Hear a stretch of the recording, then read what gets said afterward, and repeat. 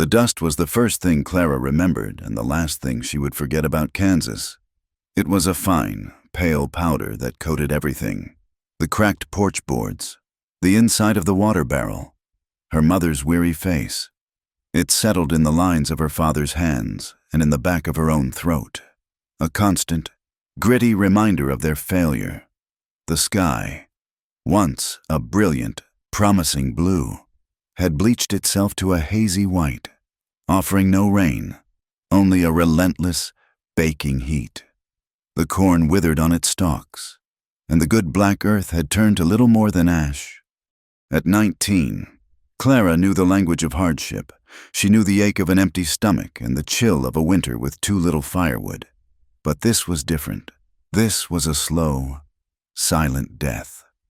Not just for the farm, but for the hope in her parents' eyes. So when the letter arrived from a man named Merrick in Montana, a rancher with acres of grassland and 1,000 head of cattle, it felt less like a proposal and more like a prayer answered, though not one she had dared to whisper herself. Her father, a man whose shoulders seemed to be in a permanent slump from the weight of his worries, had placed a calloused hand on hers. He's a man of means. Clara, he can give you a life we cannot. Her mother, twisting a worn dishcloth in her hands, had not met her gaze. You will have food on your table, a good roof. You are a good girl. You will make him a fine wife. They did not speak of love. Love was a luxury, like sugar or a new dress, something they could no longer afford. They spoke of survival. The photograph Merrick had sent showed a stern man with a thick mustache and eyes that seemed to squint against a sun brighter than any she had known. He was not handsome, but his suit was made of fine wool, and the watch chain across his vest was gold. The fee he had sent, tucked inside the envelope, had been enough to buy seed for the next season, if the rains ever came, and to settle their debts at the general store. Clara was the price of that temporary salvation. She was a crop being sold off before the blight took her. 2. She packed her few belongings into a small wooden trunk. 2 simple dresses, her mother's Bible, and a tattered copy of a book of poems she kept hidden under her mattress. Hope, she discovered, was a stubborn thing. It flickered inside her chest, a tiny, defiant flame against the winds of her fear. Montana. The name itself sounded vast and wild, a place where the sky was big enough to hold a person's dreams. Perhaps Mr. Merrick was kinder than his photograph. Perhaps he would see her willingness to work hard, to be a dutiful wife, and his stern face would soften. Perhaps there, in that distant, green land, she could finally take a full breath without tasting the dust of failure. The journey west was a jarring, endless rattling of iron on iron. The train clattered across the plains, its whistle a lonesome cry in the immense quiet of the landscape. Soot from the engine settled on her dress and in her hair, and the car was thick with the smell of unwashed bodies and cheap tobacco. For days, she watched the flat, brown land of her home slowly give way to rolling hills and, eventually, the jagged purple shadows of mountains in the distance. They were like teeth against the sky, both terrifying and beautiful. She was a small, quiet thing in a world that was suddenly immense and loud. At the end of the rail line, a wagon was waiting. The man driving it was old and stooped, with a face like a dried apple. He barely grunted a greeting, taking her trunk and motioning for her to climb onto the hard wooden seat. For 2 more days, they traveled overland. The scale of the country was overwhelming. The sky was a vast, aching blue, and the mountains grew until they filled her vision. This was Merrick's world. It was a land of raw power, and it made her feel fragile and insignificant. Her hope began to feel foolish, a child's fantasy.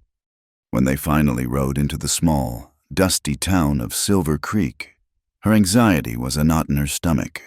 The town was a single street lined with raw timber buildings, a saloon, a general store, a smithy, and a church with a leaning steeple. The wagon pulled up before the largest of them, a two-story building with a wide porch that served as both the hotel and the land office. A man stood on the porch, watching their approach. It was him. He was taller than his photograph suggested, broad in the shoulders. But the stern expression was the same. He wore dusty riding boots and a fine leather vest, but there was a harshness to him, a coiled anger in the way he held himself. As Clara climbed down from the wagon, her legs stiff and unsteady, he did not step forward to help her. He just watched, his eyes sweeping over her from head to foot. She felt like a horse being inspected at auction. She smoothed the wrinkles from her plain gray dress, conscious of her travel-worn appearance, of the dust on her cheeks. "You're the girl from Kansas?" he asked. His voice was a low growl, laced with impatience. "Yes, sir, I am Clara." She tried to keep her voice steady, offering a small, nervous curtsy. Merrick grunted, a sound of profound disappointment. He took a step closer, and she could smell the whiskey on his breath, even in the open air. "They said you were of good stock, sturdy." He looked her over again, his lip curling in a sneer. "You look like a half-starved bird. I need a wife, not a child to nursemaid." The hope inside her chest guttered and died, leaving behind a cold, hollow ache. This was not a man whose face would soften. This was a man made of stone. "I am a hard worker, sir," she said, her voice barely a whisper. "I can cook and clean. I can learn whatever is needed on a ranch." He laughed, a short, sharp sound with no humor in it. "I have a cook. I need a son. Looking at you, I doubt you have the strength to carry one." He turned away from her, spitting a stream of tobacco juice into the dust. "Well, I have paid for you. The preacher is waiting. Let us get this over with." The wedding was a blur of humiliation. It took place in the dusty front room of the preacher's house, with the preacher's weary-looking wife as their only witness. Merrick was drunk, his hand a heavy, possessive weight on her arm. He slurred his vows, his eyes hard and cold as they stared at her. Clara's own voice was a thread of sound, lost in the grim silence of the room, when the preacher declared them man and wife. Merrick did not kiss her. He simply turned and pulled her out of the door, back toward his waiting wagon. His ranch was miles from town, a large, imposing house that seemed to watch them with dark, empty windows as they approached. It was a place of wealth, but there was no warmth to it, no life. Inside, the furniture was heavy and dark, covered in a thin layer of dust. A Mexican woman with sad eyes, the cook he had mentioned, nodded at them silently from the kitchen doorway before disappearing. He led her upstairs to a large bedroom. The air was stale, as if the windows had not been opened in years. "This is your room," he said, his voice thick. "Fulfill your duty, and you will want for nothing. Defy me, and you will learn what it means to be sorry." That night, she sat on the edge of the bed in the thin cotton nightgown her mother had packed for her. Trembling, she could hear him downstairs, the sound of a bottle clinking against a glass, his heavy footsteps pacing back and forth. Every sound made her flinch. When he finally came up the stairs, he stumbled in the doorway, his face flushed with drink and a raw, ugly desire. He crossed the room in 3 strides, his shadow swallowing her. "Now," he snarled. "Let us see if you are worth the price I paid." His hands were rough, grabbing at her, tearing the delicate fabric of her nightgown. A scream caught in her throat, a choked, terrified sound.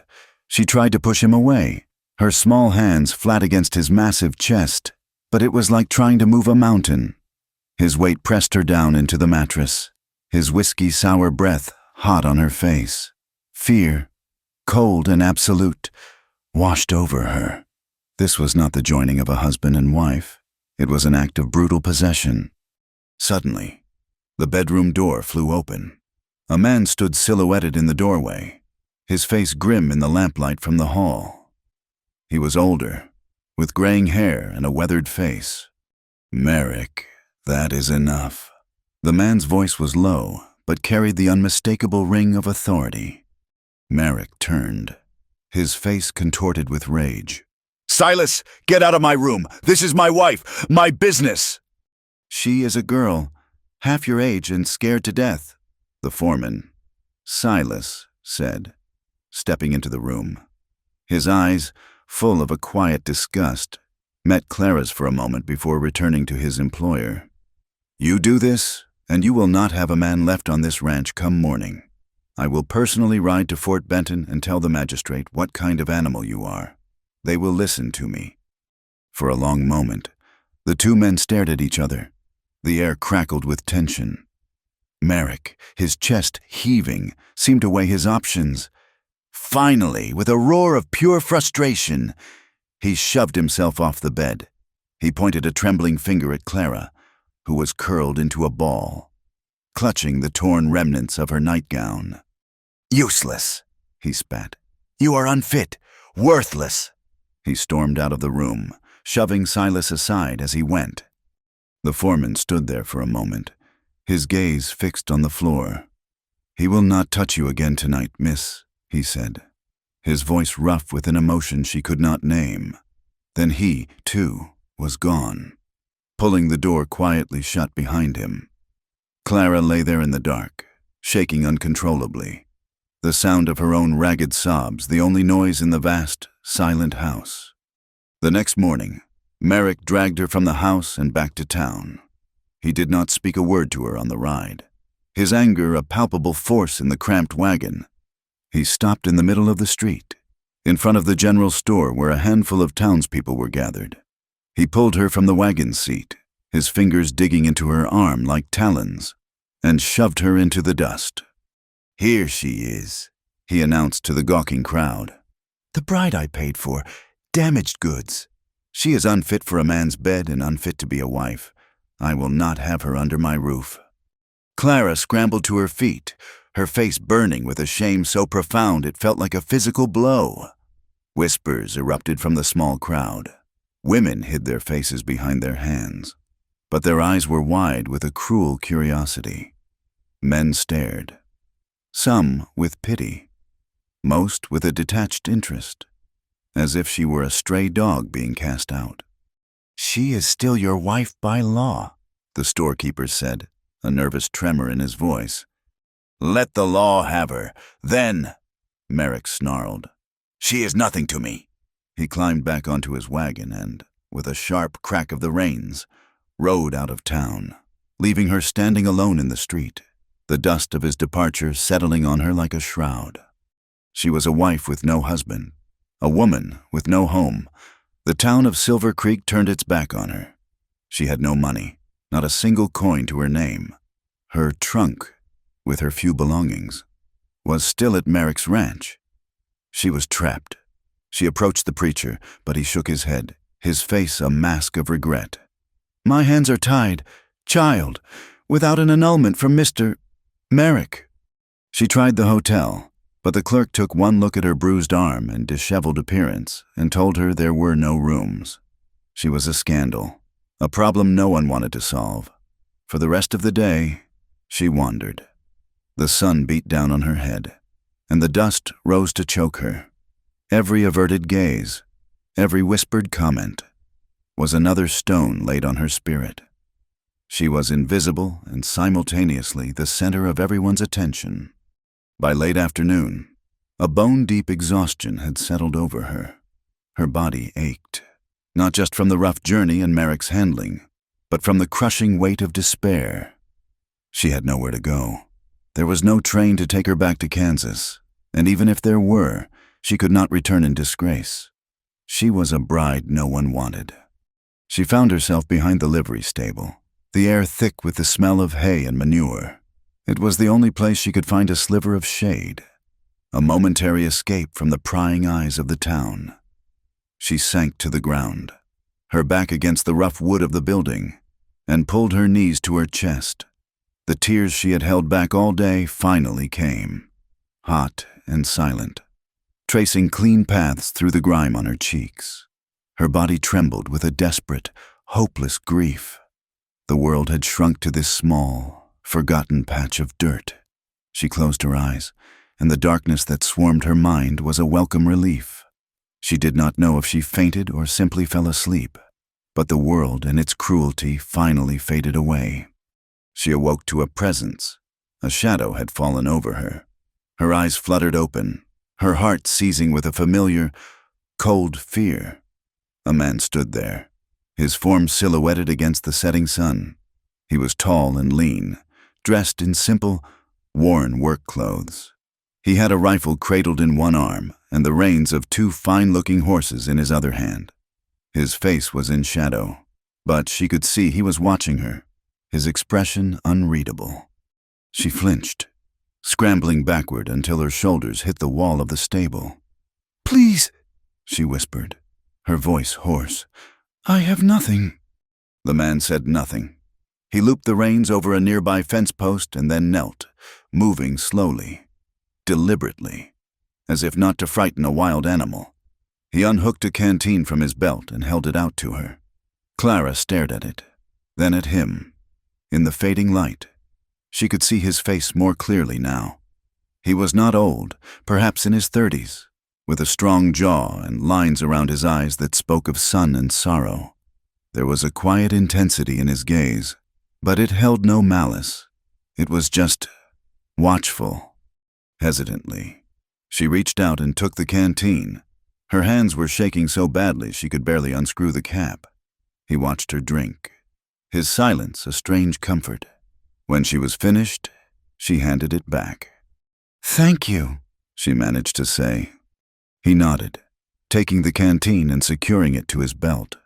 Without a word, he stood and offered her a hand. She stared at it, a calloused, capable-looking hand, and for a moment she did not move. Every man she had encountered in this place had wanted something from her, had taken something from her. But this man's gesture felt different. It was a simple offer, nothing more. Finally, she placed her small, trembling hand in his. His grip was firm but gentle as he helped her to her feet. She swayed, a wave of dizziness washing over her. He steadied her with a hand on her elbow, his touch brief and respectful. "Can you ride?" he asked. His voice was quiet, a low baritone that was surprisingly soft. She nodded weakly. He led one of the horses over, a gentle-looking mare. He cupped his hands for her foot and helped her mount, his movements efficient and impersonal. He swung himself up onto the other horse, took her reins, and, without another word, led them out from behind the livery and down the now empty street. They rode out of Silver Creek as dusk settled over the valley, the mountains turning from purple to black against the star-dusted sky. He did not ask her name. He did not ask what had happened. He just rode, and she followed, too tired and too broken to protest. He took her to a small, simple cabin nestled in a grove of cottonwood trees by a rushing creek. A curl of smoke rose from the stone chimney. It was the humblest of dwellings, but it looked clean and solid. He helped her down from the horse and led her inside. The cabin was a single room, dominated by a large stone fireplace where embers glowed warmly. There was a simple table, 2 chairs, a bed in one corner, and a small cot in the other. It was sparse but tidy. It was a man's home, but it was clean. "There is stew on the stove," he said, gesturing with his head, "and water in the bucket. The bed is yours." He turned and went back outside, leaving her alone in the warm, fire-lit space. Clara stood frozen, listening to him tend to the horses. She expected him to come back in, to make a demand, to claim his payment for her rescue. That was the way of the world she now knew. But when he returned, he simply took a bowl of stew, sat at the table with his back partially to her, and ate in silence. She moved as if in a dream, ladling some of the stew into another bowl. It was thick with vegetables and meat, and the warmth of it spread through her, chasing away some of the deep chill that had settled in her bones. She ate at the far end of the table, her eyes constantly on him. He seemed utterly unaware of her, lost in his own thoughts. When he was finished, he washed his bowl in the basin, took a blanket from a chest, and lay down on the small cot, turning his face to the wall. Clara waited, her body tense with anticipation, but all that came from his corner was the sound of deep, even breathing. He had given her food, shelter, and a bed, and had asked for nothing in return. He had not even asked her name.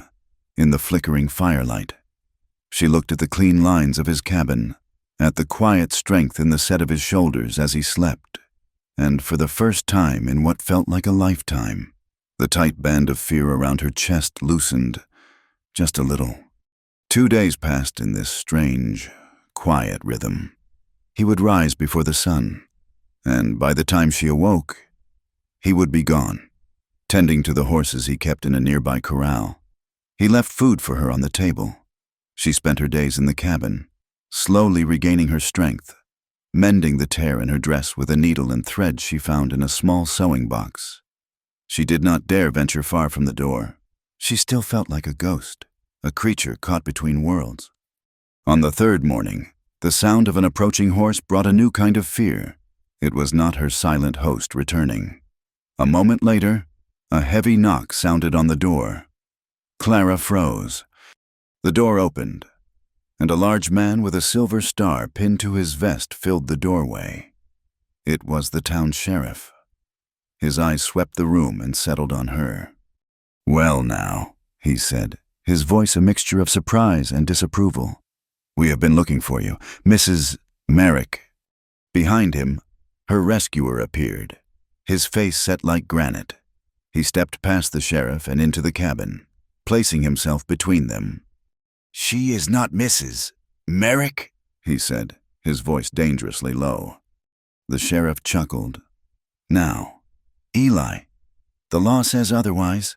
She was married by the preacher and cast out by her husband. Mr. Merrick has lodged a complaint, says his property was stolen. I am here to take her back." Clara's blood ran cold. Go back? Back to that man, that house? The terror was so immense it stole her breath. "She is not property," Eli said, his voice flat and cold. "And she is not going anywhere." "That is not your decision to make," the sheriff insisted, his hand moving to rest on the butt of his pistol. "She is his legal wife. I have to return her to him." Eli did not move. He seemed to grow taller, his quiet presence filling the small cabin with an unshakable resolve. He looked at the sheriff, his eyes like chips of ice. "She is my wife now," he said. The words hung in the air, stunning the sheriff into silence. Clara stared at Eli's back, her mind reeling. His wife? What was he saying? The sheriff blinked, looking from Eli's implacable face to Clara's stunned one. "What in blazes are you talking about? You cannot just claim another man's wife." "He cast her out," Eli stated simply. "He declared her unfit. He left her to die, in the eyes of God and man. He forfeited his claim." Clara found her voice, a shocked, broken whisper. "But I am not—" Eli turned his head slightly, his gaze meeting hers. For the first time, she saw not just quiet strength, but a deep, protective fire in his eyes. He cut her off, his voice softening just enough for her to hear the unspoken promise in his words. "You will be," he said, "if you will let me." The sheriff left with a cloud of dust and a look of baffled resignation. He was a man who understood the clear, hard lines of the law, and Eli had just drawn a new one in the dirt that he was not prepared to cross.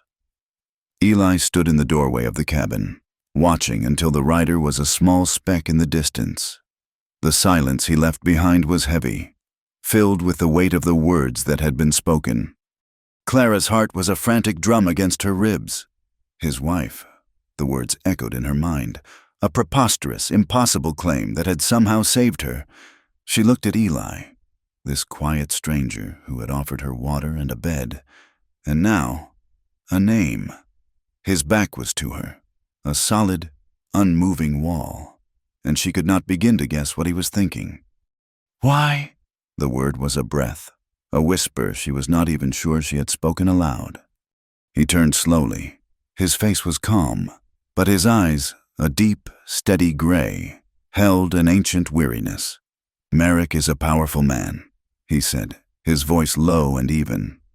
"He thinks he owns everything he pays for. The only thing a man like that respects is another man's claim. The law is a flimsy thing out here. A man's word, backed by a rifle, is stronger." "But we are not married." The protest felt weak, even to her own ears. "We can be," he said simply. "The preacher owes me a favor. His wife, Martha, is a good woman. She will stand as a witness. It would be a simple matter. A few words, a signature on a paper. It would give you a name. It would give you protection." He paused, his gaze unwavering. "It would be a name only. I would ask nothing of you. You would have a home here, for as long as you need it. You would be safe." He laid the choice before her, plain and unadorned, like a stone in the palm of his hand. It was not a proposal of love or affection. It was a contract for survival. One man had bought her to be his possession. This man was offering to shield her behind his name to keep her from that fate. The irony was a bitter taste in her mouth, but beneath it was the undeniable truth of his offer.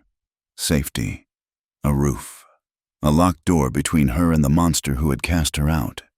She thought of the dust of the street, of the leering eyes and the cold shoulders, of the utter, terrifying emptiness of having nowhere to go. She gave a single, jerky nod, unable to form the word yes. A flicker of something, relief, perhaps, passed through his eyes before his expression settled back into its usual quiet reserve. The wedding took place 2 days later, not in the church with its leaning steeple, but in the preacher's front parlor, the same room where she'd been bound to Merrick, this time. However, the air was different. The preacher, a man named John Miller, seemed less afraid, his voice firmer. His wife, Martha, a kind woman with gentle eyes and work-worn hands, stood beside Clara, her presence a silent offering of support. Eli stood tall and still, his hands clasped behind his back. He had put on a clean shirt, and his dark hair was slicked back with water. He looked respectable, solid. He spoke his vows in that same low, steady voice he had used with the sheriff, a voice that carried the weight of conviction. When it was Clara's turn, her own voice trembled, but she got the words out. She was binding herself to another stranger. But this time, it did not feel like a cage descending over her. It felt like a lock clicking into place on a door. When it was over, Martha Miller pressed a small bundle into Clara's hands. It was a loaf of freshly baked bread. "A new beginning, dear," she whispered, squeezing Clara's arm. Eli signed the marriage certificate with a firm, clear hand, then passed the pen to Clara. Her own signature was a shaky, spidery thing beside his. That piece of paper was now her shield. The ride back to the cabin was as silent as all the others had been. But as they crested the hill that overlooked his small ranch, a collection of sturdy corrals, a good-sized barn, and the small, solid cabin nestled by the creek, Clara saw it not as his home, but as theirs, a place she now had a right to be. Eli remained true to his word. He was respectful, and so distant he was almost a ghost in their shared space. He made no demands on her, physical or otherwise. He continued to sleep on the cot, leaving the more comfortable bed for her. Their lives fell into a quiet routine, dictated by the sun and the needs of the animals. He was a horse rancher, she learned. He bred and trained them, selling them to the army or to other ranchers who needed strong, reliable mounts. His days were spent in the barn and the corrals, a long, physically demanding rhythm of work that seemed to be the center of his world. Slowly, cautiously, Clara began to carve out a space for herself. She was no rancher's daughter, but she knew the endless work of a household. She started by cleaning the cabin until it shone, scrubbing the floorboards and washing the single window until the sunlight streamed in, clear and bright. She learned the quirks of the old wood stove, discovering how to bank the coals so a pot of coffee would be hot for him when he came in from his morning chores. She found a small vegetable patch behind the cabin, neglected but not beyond saving, and began to tend it, turning the soil and pulling the stubborn weeds, her hands finding a familiar comfort in the earth. He never told her to do these things, but he noticed them. She would see his eyes scan the clean room, or he would take a second sip of the hot coffee and give a small, almost imperceptible nod.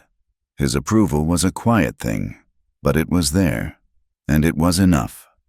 Her greatest challenge, and her greatest solace, became the horses. They were magnificent animals, powerful and gentle. At first, she was terrified of them, their size and strength a reminder of her own fragility. But Eli was patient.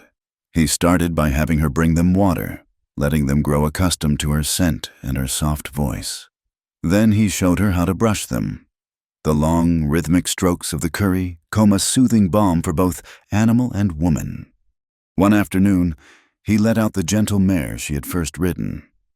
"It is time you learned to ride properly," he said. It was not a question. He showed her how to saddle the horse, his large, capable hands moving with an easy familiarity over the straps and buckles. He explained every part, his voice a low murmur. When it was time for her to mount, she hesitated. The last time she had been on a horse, she was being led away from a life that had shattered into pieces. Eli seemed to understand. "Her name is Willow," he said, stroking the mare's neck. "She will not harm you. I will not let her." He helped her up, his hands strong and impersonal at her waist.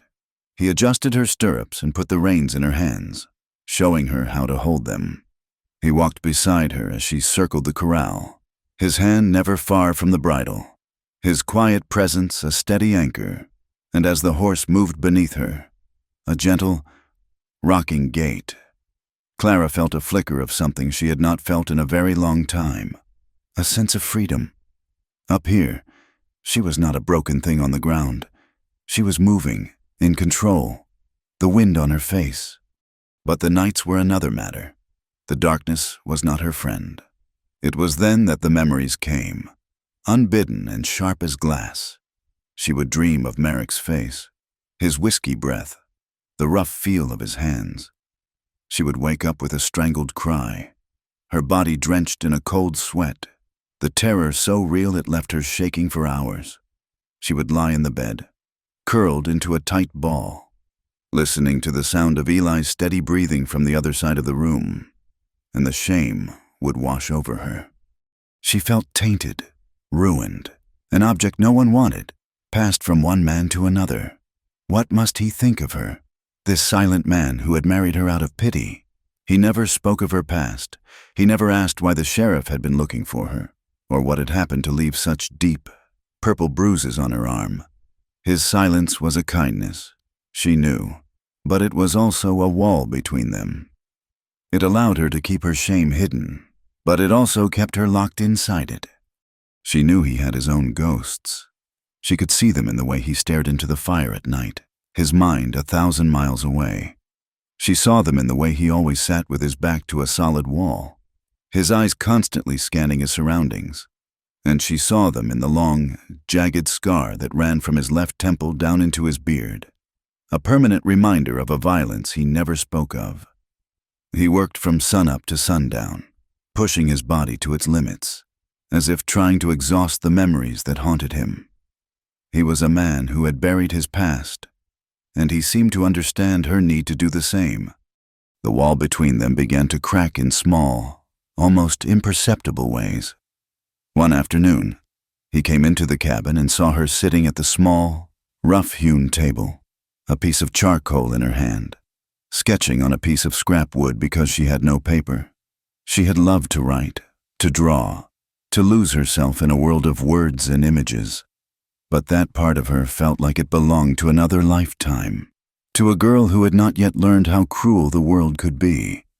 He said nothing, but the next time he rode into town for supplies, he came back with a small stack of paper, 2 pencils, and a bottle of ink. He did not give them to her.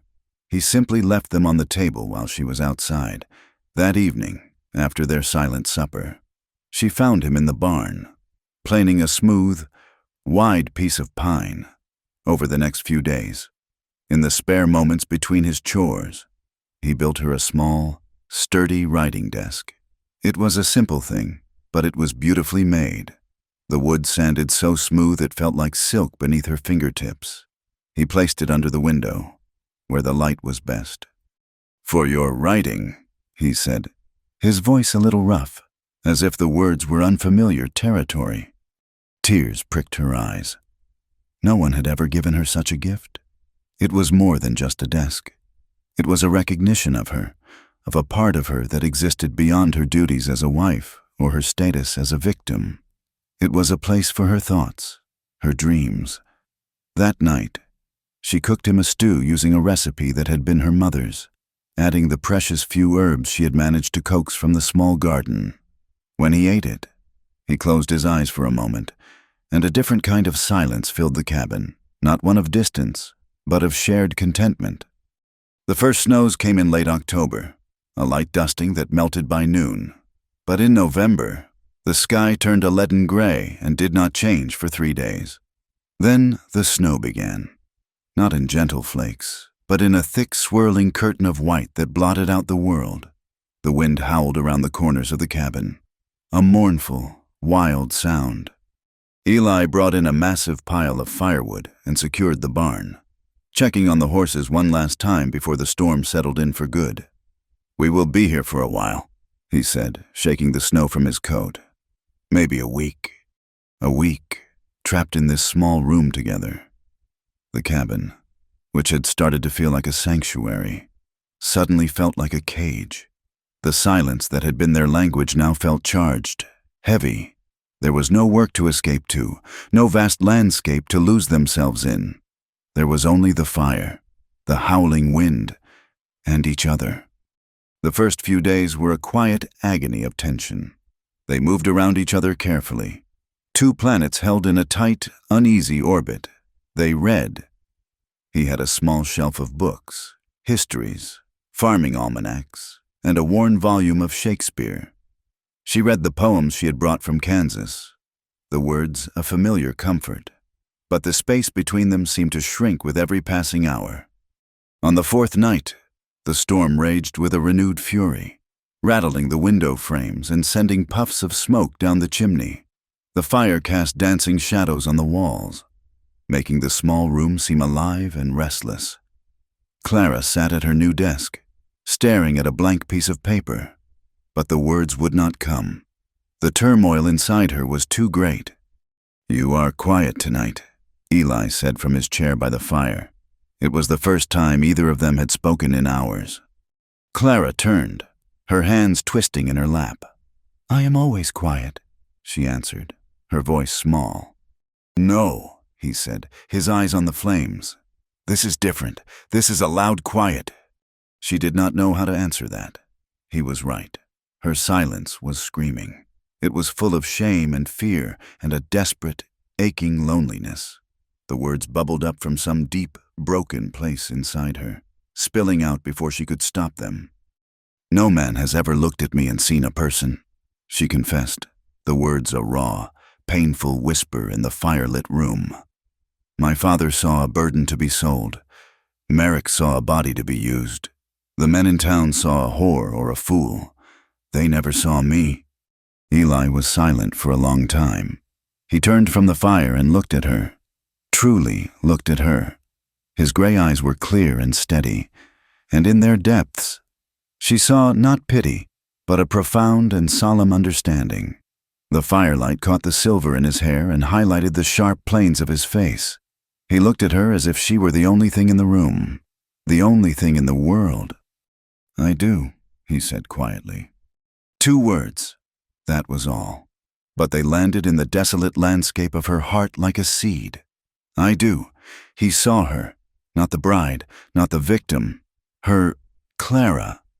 The simple, profound truth of it cracked open the shell of her shame, and for the first time since she had left Kansas, she wept, not with fear or grief, but with a raw, cathartic relief. She did not hide her face. She let him see her tears, and he did not look away. When the storm finally broke 2 days later, the world outside was transformed. It was covered in a thick, pristine blanket of white. The sky was a brilliant, cloudless blue, and the air was so cold and clean it hurt to breathe. The silence was absolute, a holy hush over the land. "Come," Eli said, pulling on his boots. "Let us walk." They walked out into the new world, their boots crunching in the deep snow. The sunlight glittering on the drifts was almost blinding. They walked past the barn and up the low hill behind the cabin. Neither of them spoke. The silence was different now. Comfortable. Easy. It was the silence of two people who had shared something important. As they reached the crest of the hill, their arms brushed against each other.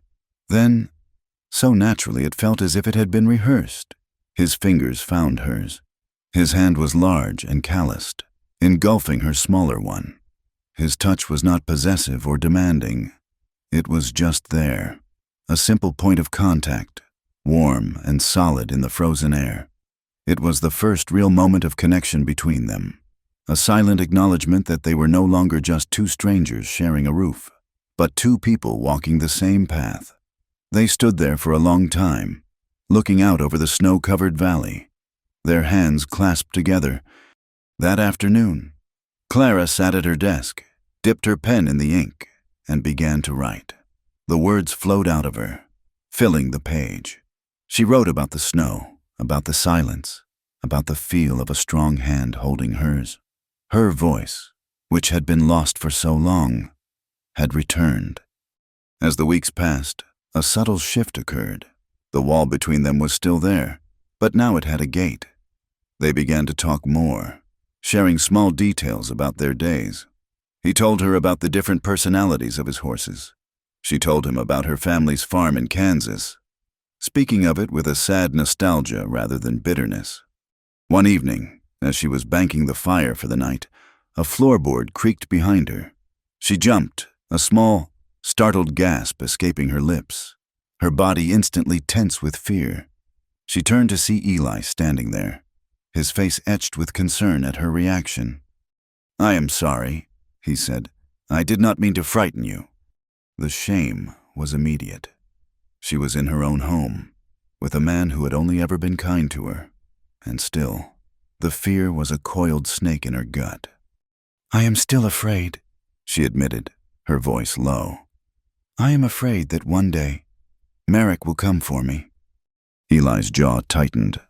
He nodded slowly.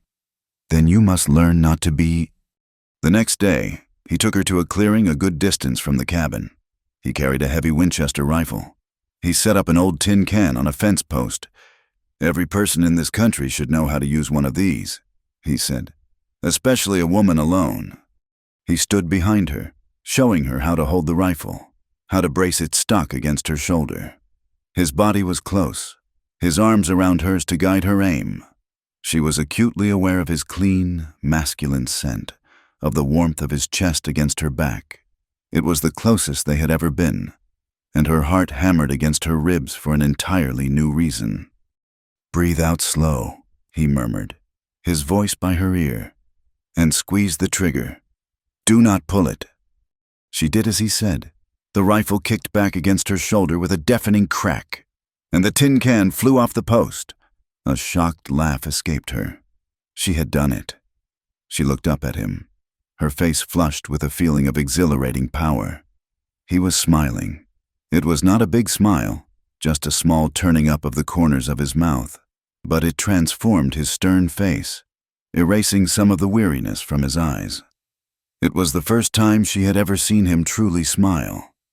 That night, she could not sleep. A new pane of glass he had bought in town was sitting on the table, waiting to replace the one that had cracked during the big storm. Eli sat before the fire, patiently, methodically, repairing the wooden frame. The firelight played over him, casting his face in warm tones of orange and gold. It highlighted the strength in his hands as he worked, the quiet concentration in his eyes. Clara lay in her bed, watching him through her lashes.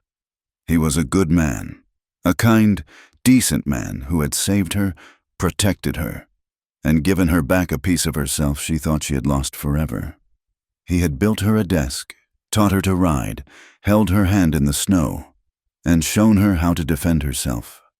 In the soft, flickering light of the fire, she saw him not just as her protector, her silent guardian. For the first time, she saw him as a man with his own scars, his own ghosts, and a quiet, steady heart.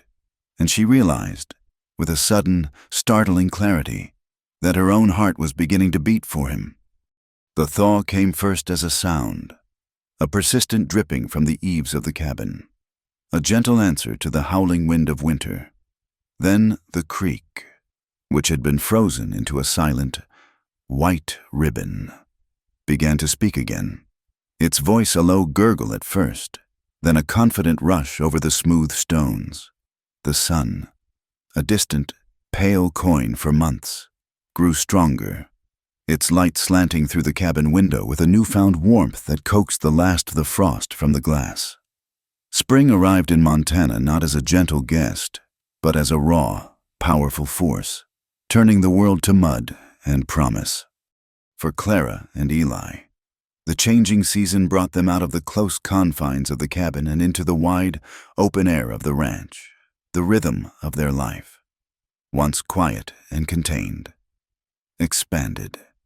They worked side by side, a silent team united by the endless tasks of restoration. The winter had been hard on the place. A section of fence needed mending, a task Eli undertook with his usual quiet efficiency, while Clara followed, handing him tools, her presence an unspoken partnership. The roof of the small chicken coop had sprung a leak, and they patched it together, their hands occasionally brushing as they reached for the same hammer, a small, electric touch that sent a jolt of warmth through Clara's arm. Their biggest project was the garden. The patch of earth behind the cabin was small, but the soil was dark and rich. Together, they turned it with shovels, the work hard and satisfying. Eli's strength was a steady, grounding force, while Clara found a deep, almost forgotten pleasure in the feel of the soil, in the act of preparing the ground for new life. They planted rows of potatoes, beans, and corn, their movements falling into an easy, companionable sync. In these moments, with the sun on their backs and the scent of damp earth in the air, they were not a man and a woman bound by a strange, protective contract. They were simply two people building something together. The nights, however, were still long, though the world outside was waking up. The darkness in Clara's mind still lingered. The nightmares, which had lessened during the deep freeze of winter, returned with a new, vicious intensity. The terror was a living thing, a predator that stalked the edges of her sleep.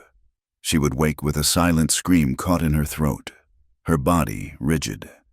The ghost of Merrick's touch a cold fire on her skin. She would lie there, listening to the steady sound of Eli's breathing from his cot across the room. The sound was a comfort, an anchor in the swirling chaos of her fear, but the distance between them felt like a chasm. He was so close, yet so far away. The fear of being alone with her demons was becoming greater than her fear of overstepping the unspoken boundaries between them. One evening, after they had finished their supper and the last light was fading from the sky, she found her courage. Eli was cleaning a rifle by the fire, his hands moving with practiced care. "Eli," she began, her voice barely a whisper. He stopped his work and looked up, his gray eyes patient. I was wondering if I might sleep on the cot, and you could take the bed." He frowned, a line appearing between his brows. "The cot is small. The bed is more comfortable for you." "That is not what I mean," she said, forcing herself to meet his gaze. She took a breath. "I mean, I would like it if the cot were in here, next to the bed." She saw the question in his eyes and hurried to explain, her face flushing with heat. Not for anything else. It is just, the nights are difficult. I think I would feel safer if you were closer, if I could just know you were there." It was a terrifying admission, a bearing of her deepest vulnerability. She expected him to refuse, to perhaps think less of her for her weakness, but he did not. He simply looked at her for a long moment, his expression unreadable in the flickering light. Then, he gave a slow, deliberate nod. "All right, Clara," he said, his voice soft. Without another word, he stood and moved the small cot from its corner, placing it alongside the larger bed. He did not make a show of it. He did not ask any more questions. He simply accepted her need and met it. That night, for the first time, they slept side by side, fully clothed, with their own blankets and a respectable foot of space between the cot and the bed. But they were together in the darkness. Clara lay on her side, facing him, watching the steady rise and fall of his chest until her own breathing slowed to match his. For the first time in months, she fell into a deep, dreamless sleep. The presence of the quiet man beside her a more powerful shield than any locked door. A week later, the shield was tested. A nightmare of unusual violence tore her from sleep. She was back in Merrick's room, the smell of whiskey sharp in her nostrils, his weight crushing her, his voice a guttural snarl in her ear. She woke with a true scream this time, a raw, piercing sound of pure terror that echoed in the small cabin. She shot upright, gasping for air, her heart trying to hammer its way out of her chest. Before the scream had even fully faded, Eli was there. He moved from the cot to the bed in an instant, his hands landing gently on her shoulders. "Clara, you are here. You are safe." His voice cut through the fog of her dream. She was trembling uncontrollably, her eyes wide and unseeing. "He had me," she sobbed, the words torn from her. "It was a dream," he said, his voice a low, steady rumble. "Just a dream. He is not here. I am here." He did not pull away. Instead, he did something he had never done before. He sat on the edge of her bed, gathered her into his arms, and held her. He held her as if she were a frightened child, his arms a strong, solid circle of protection around her. He held her while she wept, her face buried in the rough fabric of his shirt, her fists clutching at his sleeves. He just held her, one hand stroking her hair, murmuring quiet, comforting words until the violent, racking sobs subsided into shuddering breaths. "You are safe," he whispered again, his breath warm against her hair. "I will not let anyone harm you." He held her until the trembling stopped, until the rigid terror had seeped out of her bones.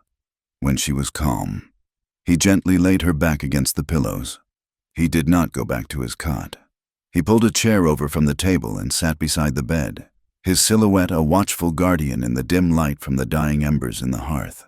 He sat there until she fell asleep again, and when she awoke in the morning, he was still there, slumped in the chair, his head resting on his chest, a silent testament to a promise kept. The next day, the world they had so carefully built together was shattered. A neighbor, a rancher named Silas, who lived a few miles down the creek, rode up to the cabin in the late afternoon. His face was grim. "Eli," he said, dismounting before his horse had even fully stopped. "There is trouble in town. It is Merrick." Eli, who had been repairing a harness on the porch, slowly straightened up. Clara, who had been hanging laundry on a line, froze, a wet sheet clutched in her hands. "What about him?" Eli's voice was dangerously quiet. "He rode in this morning, drunk and looking for a fight," Silas explained, twisting the brim of his hat in his hands. "He is telling everyone that Clara is still his legal bride, that you stole her. He says he wants her back." The world seemed to tilt beneath Clara's feet. The air grew thin and cold. He was here. The monster from her nightmares was real. And he was in town, speaking her name, claiming her. "Some folks are listening to him," Silas went on, his eyes flicking nervously toward Clara. "You know how some of them are. They resent a man who keeps to himself. They are saying you interfered where you had no right. Others are taking your side. The whole town is buzzing with it." Eli's face was a mask carved from stone. "Thank you for the warning, Silas." After their neighbor had gone, a tense, Heavy silence fell over the ranch. Clara could not stop shaking. Eli stood on the porch, staring out toward the distant line of mountains, his hands clenched into tight fists at his sides. "He cannot take me, can he?" she asked, her voice a thin thread of sound. "We are married. The paper is signed." Eli turned to her, and she saw a flicker of grim uncertainty in his eyes. "Our marriage was done in private. Clara, Merrick's was public. To some, his claim will seem stronger.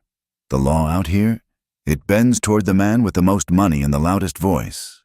Later that evening, the sheriff rode out.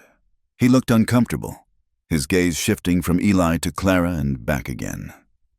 "Eli, I'm in a difficult position," he said, staying on his horse.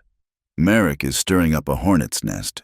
He is demanding I bring her back to him, and he is threatening to bring in a circuit judge, without official records, filed in the county seat. That piece of paper you have might not be enough to stop him." "What records?"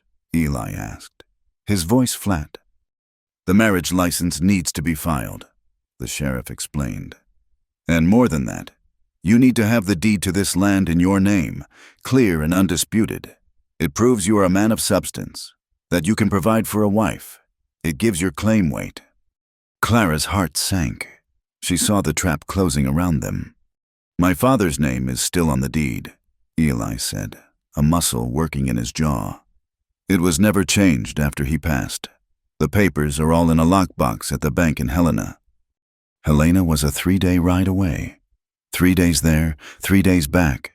A week she would be here, alone. The thought was a cold knot of dread in her stomach. "I have to go," Eli said, looking at her. It was not a question. It was a statement of grim necessity. "I will ride out at first light." He turned back to the sheriff. "You will keep him away from here while I am gone." The sheriff nodded, though he did not look confident. "I will do what I can, Eli, but you had best ride fast." The next morning, she watched him go. He saddled his best horse, a strong bay gelding built for speed and endurance. He packed light. Before he mounted, he turned to her. In the pale morning light, his face looked worn, the lines around his eyes deeper than usual. "Bar the door at night," he said. "Keep the rifle close. Do not go to town." She nodded, unable to speak past the lump in her throat.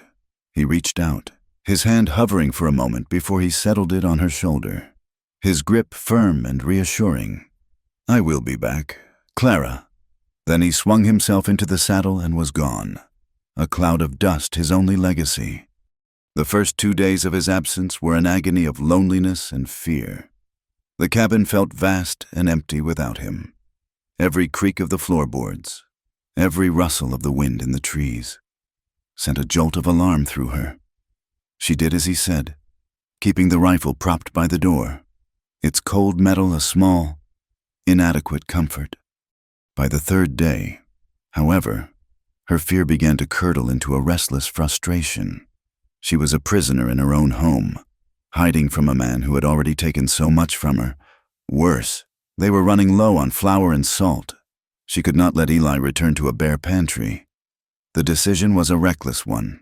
She knew, but the thought of cowering in the cabin for one more day was unbearable. She would be quick, in and out of the general store. No one would even see her. She hitched the gentle mare, Willow, to the small buckboard and rode into town, her heart pounding with a mixture of terror and defiance. The town was quiet. She tied the horse in front of the general store and hurried inside, her head down, avoiding the gaze of the few people on the street. She gathered her supplies quickly, her hands trembling as she placed them on the counter. The storekeeper, a balding man named Mr. Henderson, eyed her with a mixture of pity and suspicion. As he was totaling her bill, the bell above the door jingled. Clara's blood ran cold. It was Merrick. He filled the doorway, his bulk blocking out the afternoon sun. His face was flushed, his eyes bloodshot. He had been drinking. A slow, cruel smile spread across his face when he saw her. Well, he drawled. his voice thick and menacing. "Look what crawled out from under a rock. I was beginning to think your new husband kept you on a leash." "Mr. Henderson fumbled with her flour sack, suddenly very busy. Clara stood frozen, her back pressed against the counter. Merrick took a step closer, and the stale scent of whiskey washed over her. "I hear your horse-tamer ran off," he sneered. "Left you all alone. Did he finally realize he had bought damaged goods?" He reached out and grabbed her arm, his fingers digging into the flesh exactly where the old bruises had been. The pain was sharp, but the terror was sharper. It was a nightmare made real. "Let go of me," she said, her voice shaking but clear. He laughed. "You belong to me. A piece of paper in some preacher's book does not change that. When I am done with that coward Eli, I am coming back for what is mine. And this time, there will be no one to stop me." His face was inches from hers, his eyes filled with a raw, ugly promise. In that moment, a fire ignited inside her, a blaze of pure, unadulterated rage that burned through the fog of her fear. She did the only thing she could think to do. She brought her free hand up and raked her nails down his cheek. He roared in pain and surprise, his grip loosening for just a second. It was all she needed. She wrenched her arm free, threw a few coins on the counter, and ran. She did not look back. She scrambled onto the buckboard, her hands fumbling with the reins, and slapped them against Willow's back. The mare, startled, leaped forward, and they clattered down the street and out of town at a reckless pace. She did not slow until the town was far behind her. She returned to the cabin shaking, her body trembling with the aftershocks of the confrontation. But as the fear subsided, something else took its place, a hard, cold resolve. She had been terrified, yes, but she had not frozen. She had fought back. She had run, but she had run home, not away. Eli returned 2 days later, just after dusk. He looked exhausted, covered in dust, but he was back. The moment he walked through the door, he knew something was wrong. He saw the new, fierce light in her eyes, the determined set of her jaw. She told him everything that had happened, her voice low and steady. She showed him the red marks on her arm where Merrick had grabbed her. When she was finished, a terrible, cold fury settled over his face. He looked at her arm, then at her, and she saw a flicker of self-blame in his eyes. "This is my fault," he said, his voice a low growl. "I should not have left you." "No," she said, and her own voice surprised her with its strength. She stepped closer to him, her gaze unwavering. "This is not your fault, Eli. This is his, and I will not run from him again. He called me weak. He thinks I am a broken thing he can claim, but I am not weak anymore." The air in the small cabin was thick with unspoken emotions. He had gone to protect her, and in his absence, she had found the strength to protect herself. He looked at her, truly saw her then, not as a fragile creature he needed to shield, but as a woman of incredible, forged-in-fire strength. That night, for the first time, Clara was the one who moved first. As he stood by the fire, staring into the flames, his shoulders slumped with the weight of his anger and his worry. She went to him. She stood before him, so close she could feel the heat radiating from his body. Hesitantly, shyly, she raised a hand and laid it gently on his chest, right over his heart. She could feel its steady, heavy beat beneath her palm. He looked down at her hand, then up at her face. His eyes were dark with questions. She gave him a small, trembling smile and rose up on her toes. She leaned in and pressed her lips against his. The kiss was not graceful or practiced. It was hesitant and clumsy, full of fear and a desperate, burgeoning hope. His lips were chapped from the trail, and she could taste the dust of his journey. For a moment, he was completely still, frozen in surprise. Then, his hand came up to cup the back of her head, his fingers tangling in her hair as he returned the kiss. It was gentle, searching, a question and an answer all at once. They stood there for a long moment, lost in that fragile first connection. It was a kiss that held all the loneliness of their pasts and all the possibility of their future.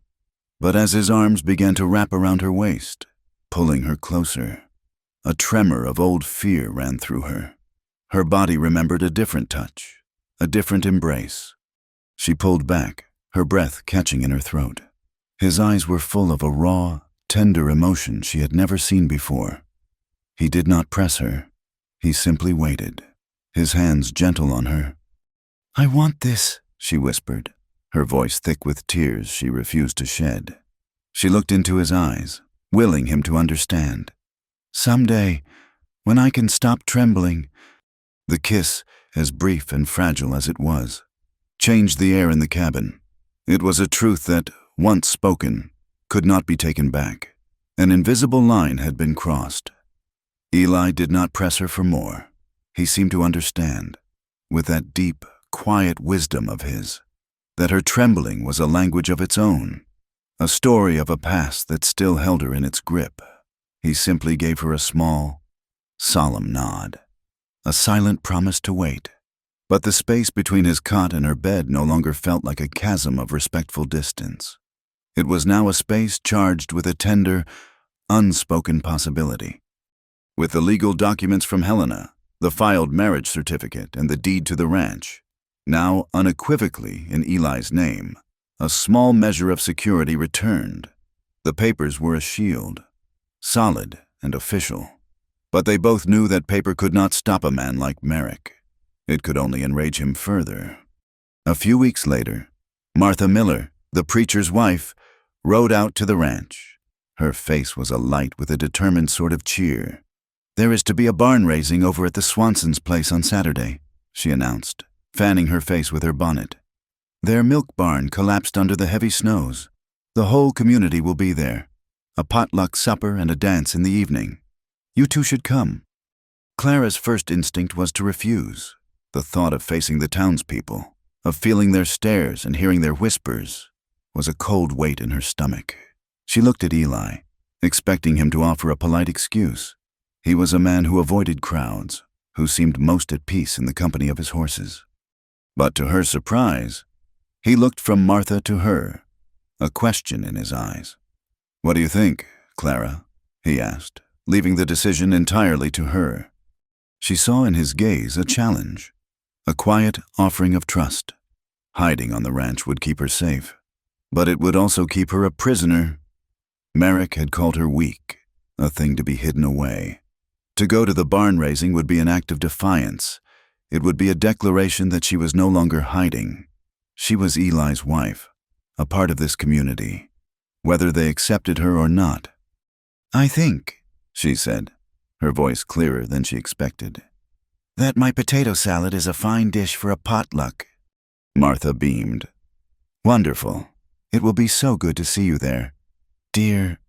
Saturday arrived with a brilliant blue sky and a gentle breeze that carried the sweet scent of new grass.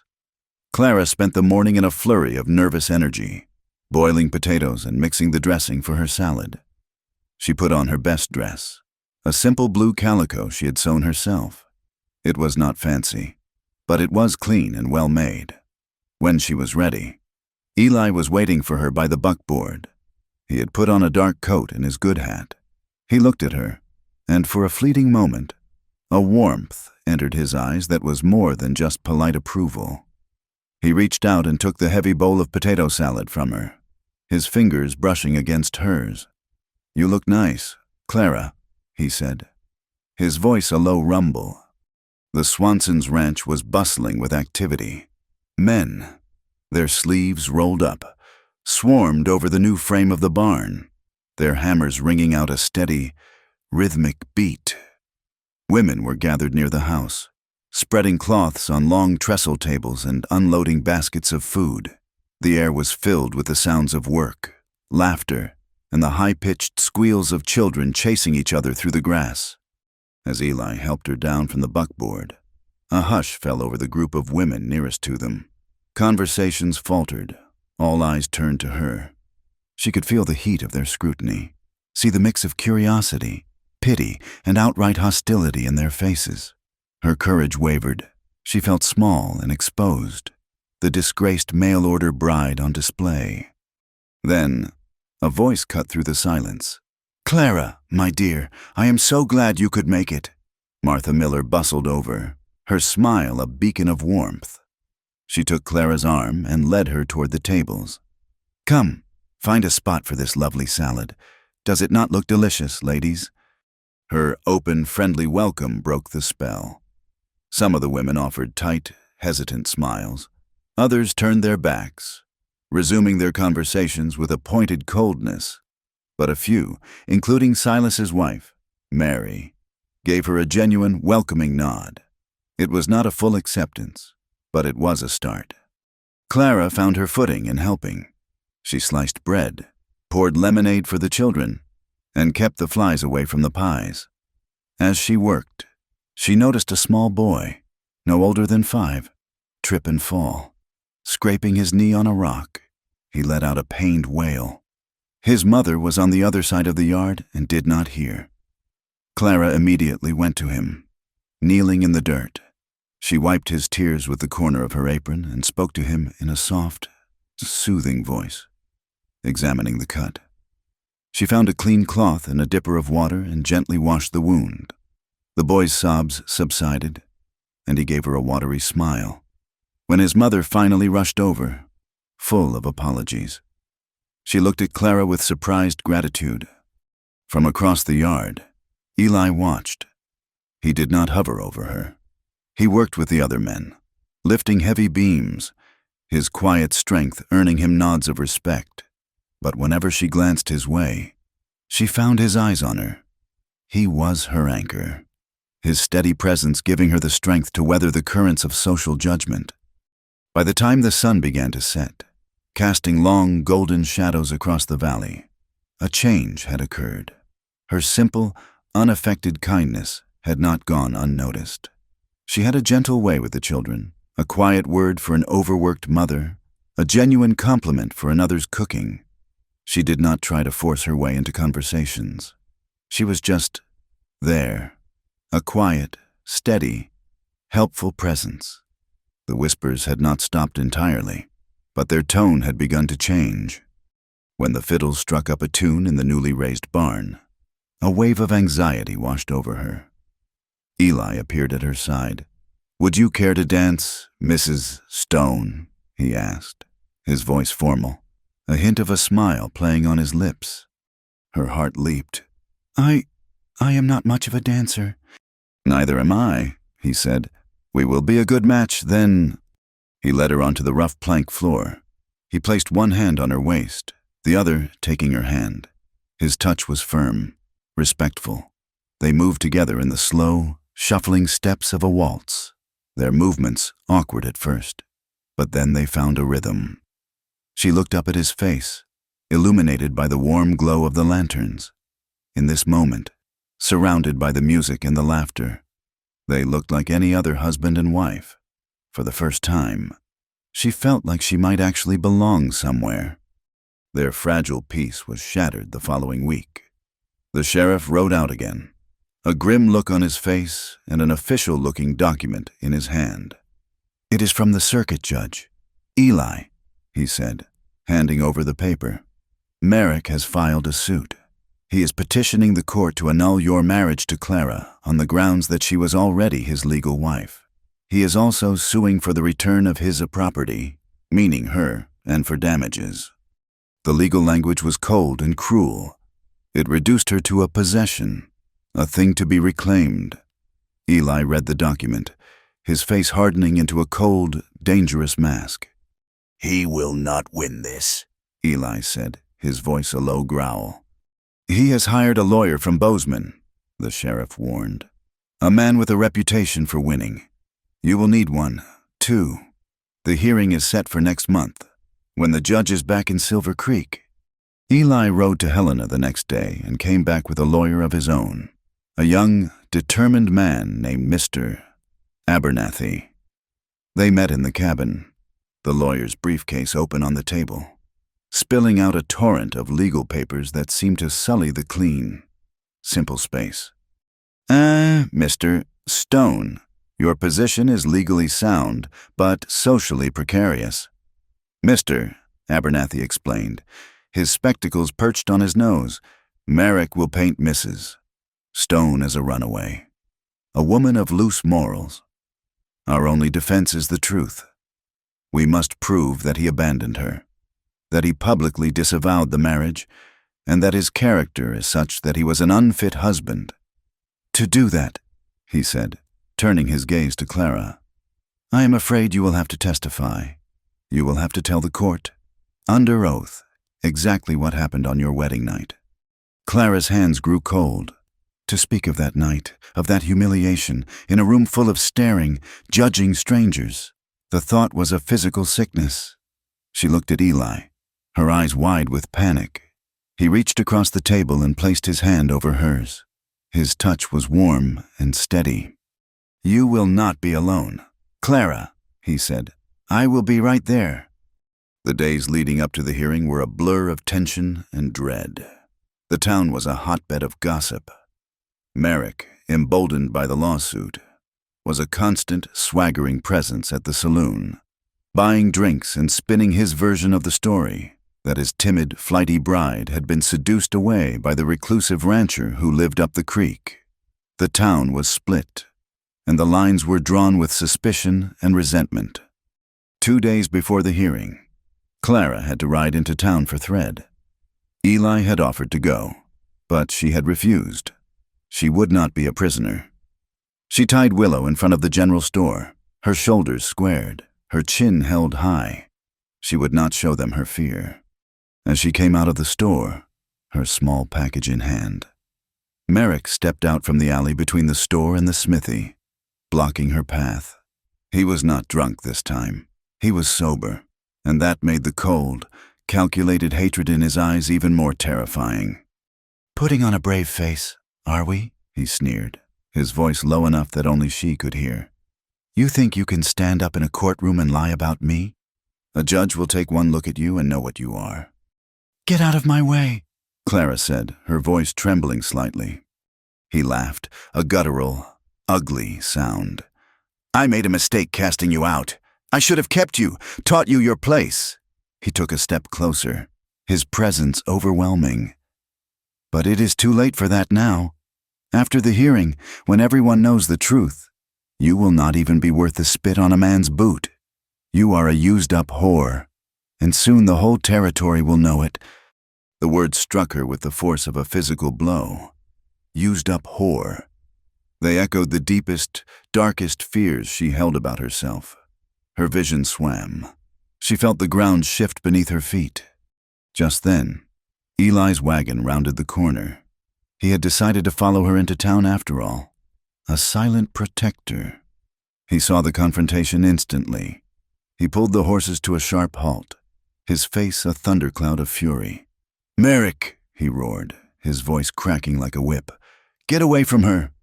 Merrick gave her one last, venomous look and then sauntered away, melting back into the shadows of the alley. Eli was at her side in an instant, his hands on her arms, his eyes searching her face. What did he say to you? She could not answer. She could only shake her head, the ugly words ricocheting inside her skull. He helped her onto the wagon and drove them home in a tense, furious silence. That night, she broke. The carefully constructed walls of strength she had built over the past months crumbled into dust. She sat on the edge of her bed, staring at nothing, while Eli paced the cabin like a caged animal, his anger and guilt radiating from him in palpable waves. Finally, the sobs came. They were not loud or violent, but quiet, hopeless tears that flowed down her cheeks, born of a shame so profound it felt like it was woven into the very fabric of her soul. Maybe he is right, she whispered, her voice choked and broken. Maybe that is all I am, a ruined thing. She looked up at him, her eyes pleading for an absolution she did not believe she deserved. Maybe I will never be clean enough for you, Eli? He stopped pacing. He came to her and knelt on the floor in front of her, taking her cold hands in his. He looked at her, and the fury in his eyes had been replaced by a deep, aching tenderness that stole her breath. His voice, when he spoke, was thick with an emotion she had never heard from him before. "Clara," he said, his grip tightening on her hands, "look at me." He waited until her tear-filled eyes met his. "My life, before you came, it was nothing but dust and ghosts. The war, the woman I was supposed to marry who died of fever. I was just waiting for the end. There was nothing clean in my world. Nothing." He leaned closer, his forehead almost touching hers. "And then you came," he whispered, his voice raw. "You, with your quiet strength and your gentle hands. You, who survived him. You, who look at a broken world and still try to make a garden grow." He shook his head, a single, fierce motion of denial against her words. "You are the only thing in this world that has ever felt clean to me." His words were a balm on her wounded spirit. They were a truth that was stronger than Merrick's poison. She looked at him, at this scarred, lonely man who saw purity in her brokenness, and a new, different kind of tear traced a path down her cheek. It was a tear of gratitude, of overwhelming, heart-stopping love. She leaned forward and kissed him. There was no hesitation this time. It was a kiss of desperation and hope, of solace and surrender. He responded instantly, his arms going around her, pulling her from the bed and onto his lap on the floor. He held her, his mouth gentle on hers, a stark contrast to the brutal memory that had haunted her for so long. This was not an act of possession. It was an act of worship. His hands were slow and careful, mapping the line of her back, stroking her hair. He whispered her name against her skin, a prayer and a promise. And as he gently laid her down on the soft bearskin rug before the fire, her trembling finally ceased. There was no fear. There was only him. There was only this. They made love for the first time, not with a fiery passion, but with a quiet, reverent tenderness. It was a slow, gentle discovery, full of whispered comfort and shared tears. It was a mending, a healing, a quiet reclaiming of all that had been stolen from her. It was two broken souls finding wholeness in each other. Afterward, he held her for hours, her head on his chest, his heart beating a steady, reassuring rhythm beneath her ear. The fire burned down to glowing embers, and the cabin was filled with a deep, peaceful silence. For the first time since she had left her home in Kansas, Clara fell asleep in a man's arms without a single trace of fear. The day of the hearing was gray and overcast, the sky the color of slate. The small church, which served as the town's courtroom, was packed. Clara walked in with Eli at her side, his hand a warm, solid presence on the small of her back. She could feel the weight of 100 pairs of eyes on her. She saw Merrick sitting beside his lawyer, a smug, confident sneer on his face.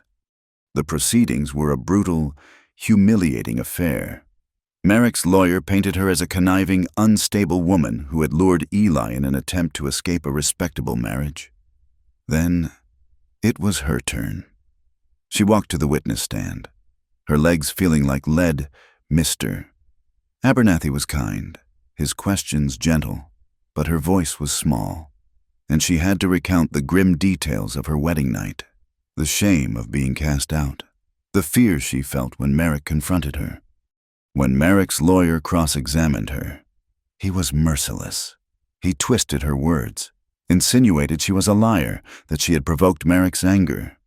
Through it all, she kept her eyes on Eli. He sat unflinching, his gaze locked on hers, a silent source of strength. The judge, a stern, jowly man named Patterson, listened to it all with an impassive expression. When the testimony was over, he called a short recess. When he returned, his verdict was swift and stunning. "The sanctity of a public marriage contract is a cornerstone of our society," he declared, his voice booming in the silent room. "The claims of abandonment are unsubstantiated. The subsequent private marriage of the defendant, Mrs. Stone, is hereby declared invalid. The petition for annulment is dismissed. Mrs. Merrick is to be returned to the care of her legal husband." A gasp went through the room. Clara felt the world drop out from under her. It was over. She had lost. Merrick's sneer had turned into a triumphant grin. But as the judge slammed his gavel, something unexpected happened. A woman in the back of the room, Mary, Silas's wife, stood up. "This is a disgrace," she called out. "We all saw how he threw her in the street." Another voice joined in. "Mr. Henderson, the storekeeper. He came into my store and threatened her. I saw it with my own eyes." A murmur rippled through the crowd. The tide of public opinion, which had been so divided, was turning. The legal verdict was a clear injustice, and the people of Silver Creek, for all their gossip and suspicion, recognized it. Then, a small, timid figure stood up. It was a young girl, no older than 16, who had once worked as a maid on Merrick's ranch. Her name was Sarah, and she was trembling from head to foot, but her voice, when she spoke, was clear. He did things to me, too," she whispered, tears streaming down her face. "He hurt me. What she says about him, it is the truth." A stunned silence fell over the courtroom. Merrick's face went white with fury. The judge, flustered by the outburst, banged his gavel repeatedly, calling for order. But it was too late. The law had spoken, but so had the people. Clara had lost her case, but in that moment, she knew she had not lost the war. She had spoken her truth, and in doing so, she had given another the courage to speak hers. Eli came to her side and wrapped a protective arm around her, leading her out of the suffocating room and into the cold, clean air. They had lost, but they were not defeated. The judge's verdict was a legal death sentence, but the eruption in the courtroom had been a resurrection. In the days that followed, Clara and Eli moved through a strange new landscape. Legally, she was still Merrick's wife, a piece of property he could claim. But in the court of public opinion, a different judgment had been passed. The story of young Sarah's tearful confession had spread through Silver Creek like a grass fire, and the flames of gossip were now scorching Merrick's reputation, not Clara's. They could not force the sheriff to drag her back to Merrick's ranch now. To do so would have been to side with a known predator against two of his victims. For the first time, Merrick was the one who was shunned.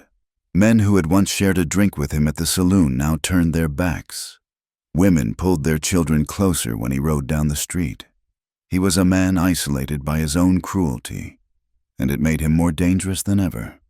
For Clara, the change was profound. She had walked into that courtroom a victim, but she had walked out something else entirely. She had found her voice, and in doing so, had unlocked another's. It ignited a new, fierce purpose within her.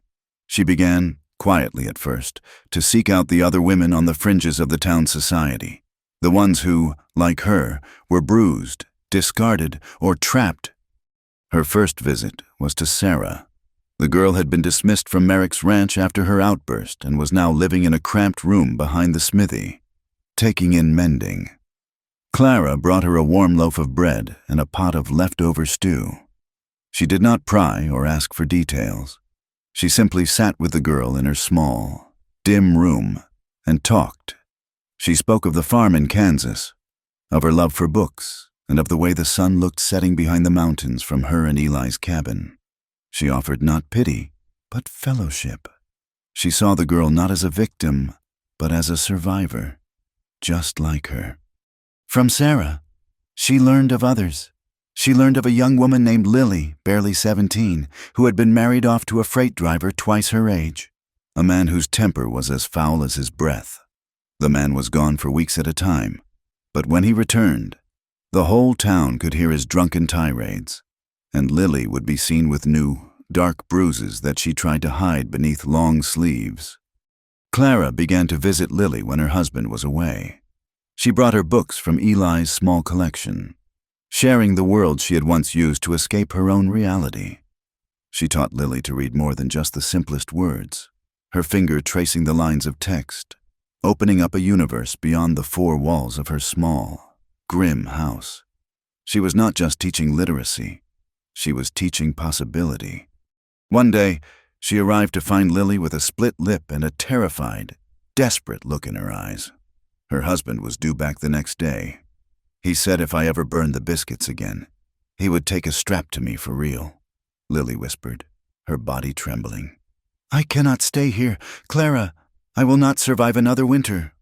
That night, Clara spoke to Eli. She has to leave, Clara said, her voice low and intense as they sat by the fire. There is a stagecoach that passes through Three Forks. If she could get there, she has an aunt in Virginia City who might take her in. Eli was quiet for a long time, his face grim. He was a man who respected the law, even when it was unjust. A wife leaving her husband was a serious matter. This is a dangerous business. Clara, he said finally, if her husband finds out you were involved. And it is not dangerous for her to stay? Clara retorted, her eyes flashing. We cannot simply stand by and watch. I was alone, and you helped me. How can we not do the same for her? Her passion, born of a pain he understood all too well, swayed him. The next night, under the cover of a moonless sky, Eli drove their buckboard to a prearranged spot on the edge of town. Clara was waiting there with Lily, who carried nothing but a small bundle of clothes. Eli pressed a small leather pouch of coins into the girl's hand. This should be enough for your ticket and some food, he said gruffly. Do not tell anyone where you got it. He drove them 20 miles through the dark, to a crossroads where the stage to Three Forks would pass at dawn. He left them there, huddled together with a blanket, and rode back home, leaving Willow and the buckboard for Clara to drive back after the stage had come. As the sun's first rays touched the horizon, the stagecoach appeared. Clara hugged the younger girl tightly. Be brave. Lily, she whispered. It was you who taught me how, Lily whispered back, her eyes full of tears and a fierce, newfound hope. Clara watched until the coach was a mere speck of dust in the distance, a profound and deeply satisfying warmth spreading through her chest. She had not just helped a girl escape, she had helped her claim a life. Meanwhile, the ranch was flourishing.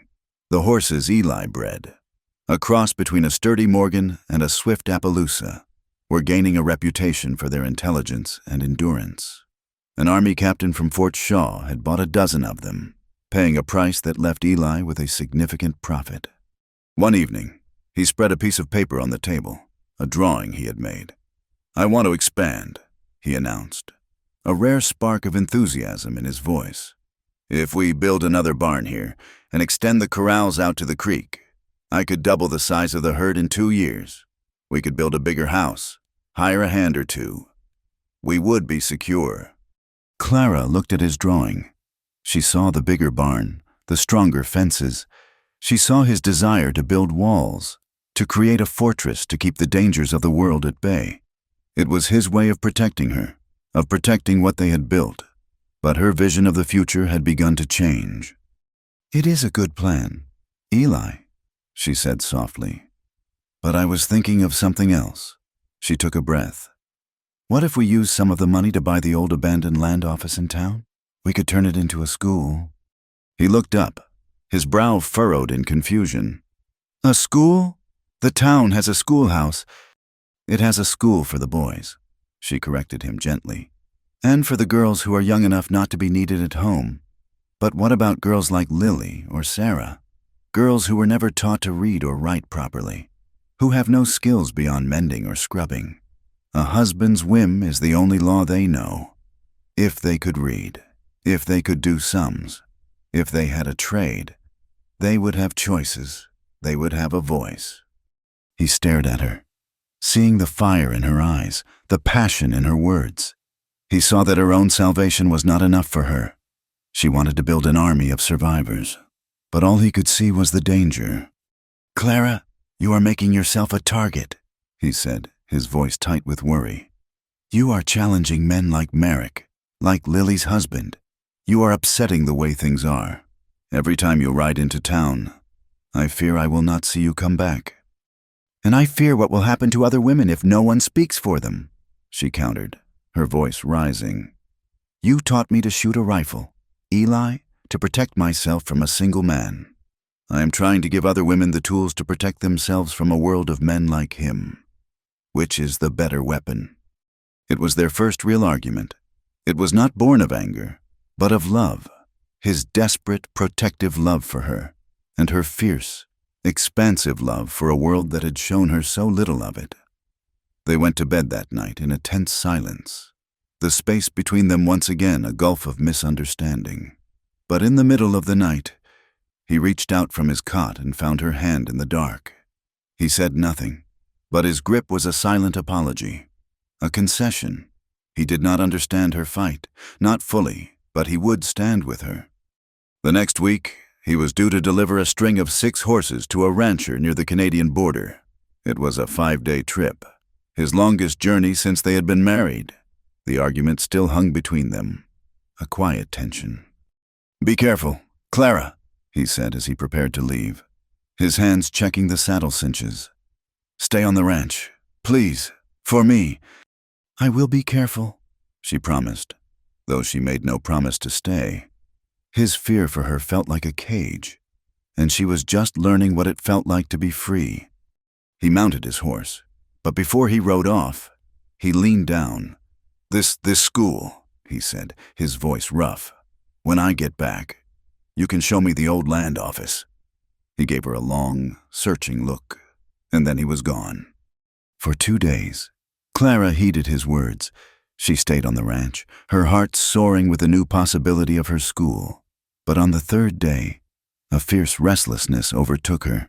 She needed to see the building she dreamed of, to pace its dusty floors and imagine them filled with desks and the bright faces of students.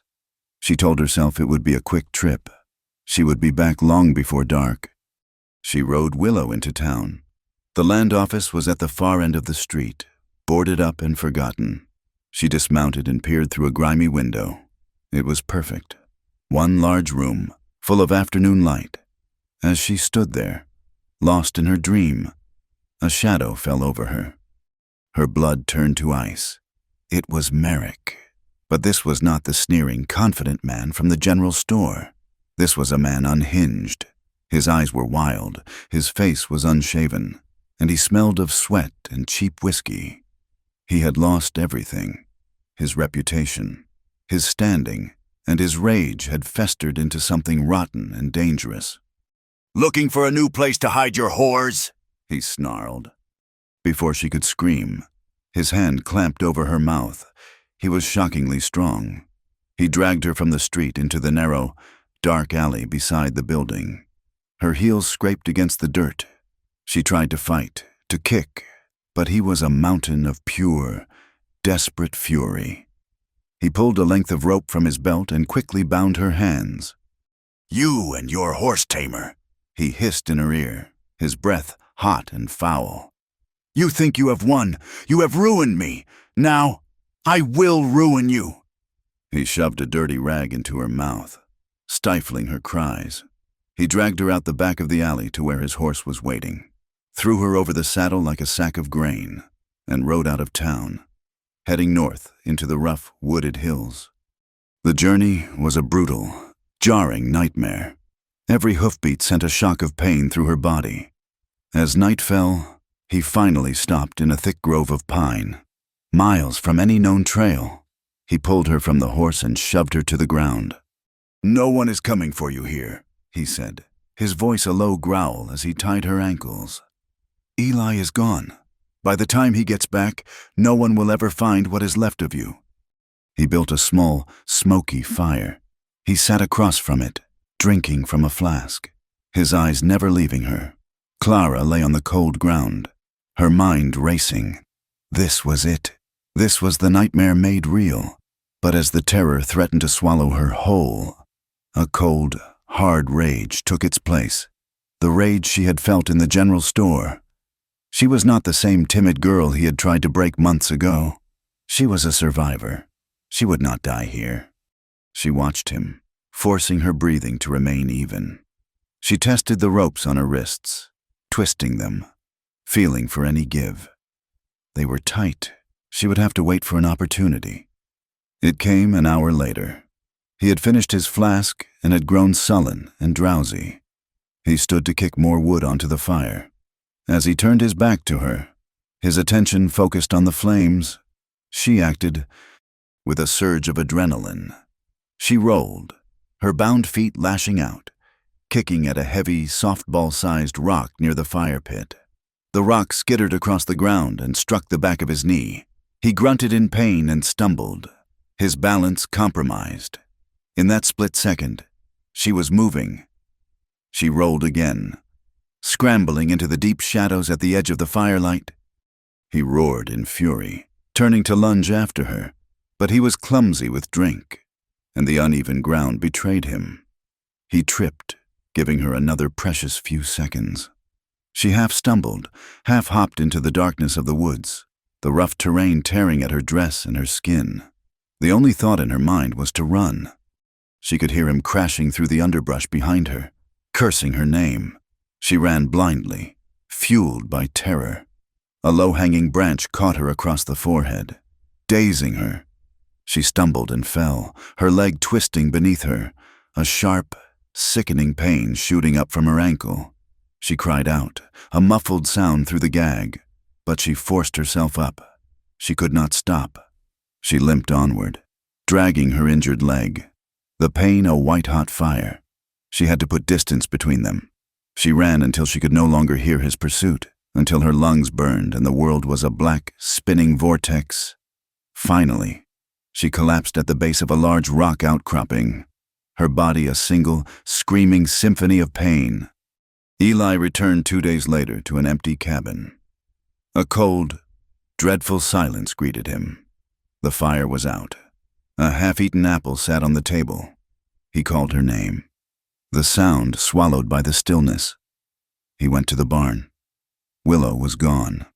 A frantic, terrible certainty seized him. He rode into town, his face a grim mask. Mr. Henderson at the general store confirmed she had been there, had bought thread. Silas, the smithy, had heard a muffled shout from the alley by the old land office, but had thought nothing of it. That was all Eli needed. He went to the alley. In the dirt, he found a single blue button, torn from the cuff of the dress she had been wearing, and he saw the tracks, a woman's scuffed heels, and the deep, heavy prints of a man's boots. He followed them to the back, where he found the tracks of a single, heavy horse, heading north, toward the hills, toward Merrick's land. He did not go to the sheriff. This was not a matter for the law. This was a reckoning. He went home, took his rifle, a canteen, and a strip of dried beef. He saddled his strongest, fastest horse and set out, his eyes scanning the ground. He was a hunter now, and his prey was the man who had stolen his world. He tracked them for miles, his skills from the war returning with a grim familiarity. He found the cold remains of their campfire. He saw the signs of her struggle, the scuffed earth, a single, frantic set of small boot prints leading away from the camp, and he saw the larger, angrier prints following. He rode harder, his heart a cold, heavy stone in his chest. He tracked her through the freezing terrain for what felt like an eternity. The sun set, and a cold, sharp wind began to blow. He lost her trail several times in the rocky ground, but he always found it again. He found a scrap of blue calico snagged on a thorny bush. He found a single drop of blood on a pale stone. She was hurt. The thought fueled his urgency, turning his fear into a cold, deadly rage. As dawn threatened to break, he found where her trail ended.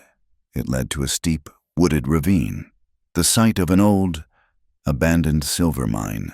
The entrance to one of the shafts had partially collapsed, creating a dark, cave-like opening. He dismounted, his rifle ready, and approached cautiously. "Clara?" he called, his voice rough. A small sound came from within the darkness, a weak whimper. He scrambled down the loose rock and entered the mine shaft. It smelled of damp earth and decay. In the back, huddled in the deepest shadow, was Clara. Her dress was in tatters. Her face was scratched and bruised, and her hands were still bound in front of her. Her leg was bent at an unnatural angle, but she was alive. Her eyes, wide and luminous in the dark, were fixed on him. Relief so profound it was painful washed over him. He rushed to her side, pulling out his knife to cut the ropes on her hands and the gag from her mouth. "Clara, I am here." She coughed, her throat raw. "I knew you would be," she whispered. He reached down to lift her, but she held up a hand, stopping him. Her gaze was fierce, even in her weakened state. "No," she said, her voice raspy but firm. "Not yet. You have to promise me something first." He looked at her, confused. "Anything? Promise me you will stop," she said, her eyes boring into his. "Stop blaming yourself. This was not your fault. Merrick is the monster, not you. My choices are my own. My fight is my own. I will not be a burden you have to carry. Eli, I will be your partner. Promise me you see me as that." He stared at her, this broken, battered woman who, at the edge of death, was demanding not rescue, but respect. He saw the truth of her words, his guilt, his overprotectiveness. It had been a cage for them both. She was not a fragile thing to be saved. She was the strongest person he had ever known. Tears welled in his eyes, blurring her image. "I promise, Clara," he said, his voice thick. "We save each other." That was all she needed. She sagged against him, her strength finally giving out. He gently gathered her into his arms. She was terrifyingly light. He carried her out of the darkness of the mine and into the pale light of dawn. The journey home was a slow, agonizing trek. She was feverish, drifting in and out of consciousness, her head resting on his chest. He talked to her the entire way, a low, steady murmur, telling her stories of his horses, of the plans for the ranch, anything to keep her tethered to the world. He got her home and into their bed. Her leg was badly broken. He set it as best he could, his hand surprisingly gentle, and bound it with splints. For 3 days, she burned with fever. He never left her side. He bathed her forehead with cool water, forced broth between her lips, and held her hand through the long, dark nights. He watched her, his heart aching with a terror far greater than any he had known on a battlefield. He was helpless. All he could do was wait, and pray to a God he had long ago abandoned. On the 4th morning, her fever broke. She opened her eyes, and they were clear. She looked at him, her lips curving into a weak smile. "Hello, husband," she whispered. He survived, but the ordeal left its mark. A long, jagged scar ran down her shin where the bone had nearly broken the skin. When the splint finally came off, she traced the puckered, discolored line with her finger. "It is ugly," he said, his voice full of a pain that was not his own. "No," she said, her voice quiet but strong. She looked up at him, her eyes shining. "It is beautiful. It is the map of where I have been. It is a reminder, so I never forget what I survived." That night, as she slept peacefully for the first time in weeks, Eli sat in the chair beside her bed, watching her in the soft moonlight. The sheer force of his love for her, of his awe at her spirit, overwhelmed him. He had thought he was the one who had saved her that day he found her behind the livery. He had been so wrong. He had been a ghost, a man living in the ruins of his past. She had come into his life and had patiently, stubbornly, rebuilt him from the ground up. She had planted a garden in his wasteland. He leaned forward and gently kissed her forehead. Tears he had not shed since he was a boy. Tears of grief and gratitude and a love so profound it hurt, streamed down his face. "You saved me," he wept, his voice a broken whisper in the quiet of the cabin. "You saved me more than I ever saved you." News of Clara's kidnapping and miraculous return swept through Silver Creek with the force of a Chinook wind, melting the last of the town's icy indifference. Eli had not sought out the sheriff upon his return. He had not needed to. The sight of him riding back into town with an unconscious, battered Clara in his arms had been a testimony more powerful than any sworn oath. The blue button from her dress, the tracks in the alley, the frantic search, the story pieced itself together, and the town was engulfed in a wave of collective shame and fury. Their gossip and inaction had nearly cost a woman her life. They had allowed a wolf to live among them, and he had finally shown his teeth in the most undeniable way. It was Silas, the smithy, who started it. He walked into the sheriff's office, his face dark with a quiet, working man's anger, and demanded that something be done. He was followed by Mr. Henderson from the general store, and then by Mary, Silas's wife, who brought with her a half-dozen other women, their faces set with a grim resolve. They would not be silent anymore. The pressure mounted until the sheriff had no choice. He could not arrest Merrick on hearsay, but he could convene a public hearing. Judge Patterson, who was already on his way to Silver Creek for the circuit, would preside. It was not a formal trial, but an inquiry, a chance for the town to officially hear what it already knew to be true. The day of the hearing, the church was filled to bursting. It was not with the idle curiosity of the first proceeding, but with a somber, determined silence. This time, Merrick was not seated smugly beside a lawyer. He was brought in by two deputies, his face a ruin of stubble and defiant rage. He had been found in a drunken stupor in his own barn, a man already defeated, though he did not yet know it. Clara walked to the front of the room with Eli at her side. She walked with a noticeable limp, a steady, rhythmic cadence that was not a sign of weakness, but a declaration of survival. She did not need to give a long testimony this time. She simply stood before the judge and the town and said, in a clear, steady voice, "He took me against my will. He bound me and told me he was going to kill me. I escaped. Eli found me in the old silver mine, where I was hiding." Then came the moment that changed everything. The judge asked if anyone else had anything to say regarding the character of Mr. Merrick. Young Sarah, her hands twisting in her lap, stood and repeated her accusation, her voice stronger this time, bolstered by the supportive presence of the women around her. After she sat down, there was a pause. Then another woman stood. She was older, a widow named Helen who did laundry for the larger ranches. He did not pay me for 3 months' work," she said, her voice trembling. "When I asked for my money, he told me I was lucky he did not burn my house down for my insolence." Another stood, a woman who had sold him a milk cow. "He paid me with a worthless banknote. When I confronted him, he laughed in my face." One by one, they rose. A man whose fence he had cut, a young boy whose dog he had kicked, small cruelties, petty tyrannies, acts of abuse and intimidation that, on their own, had seemed too small to fight, but woven together, they created a tapestry of a man who was a poison to the community, a bully who fed on the fear and weakness of others. The weight of their combined voices was irrefutable. It was the sound of a town finally finding its conscience.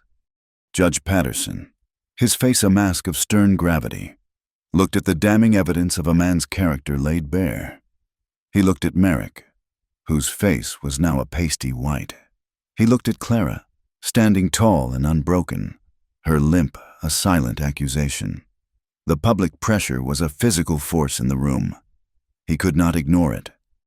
"Based on the testimony given here today," the judge announced, his voice booming through the silent church, "particularly the credible accusation of assault from Miss Sarah and the clear evidence of attempted kidnapping of Mrs.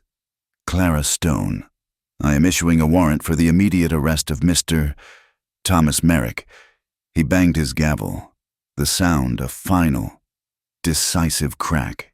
"He will be bound over for trial at the territorial court." A collective sigh of relief went through the room.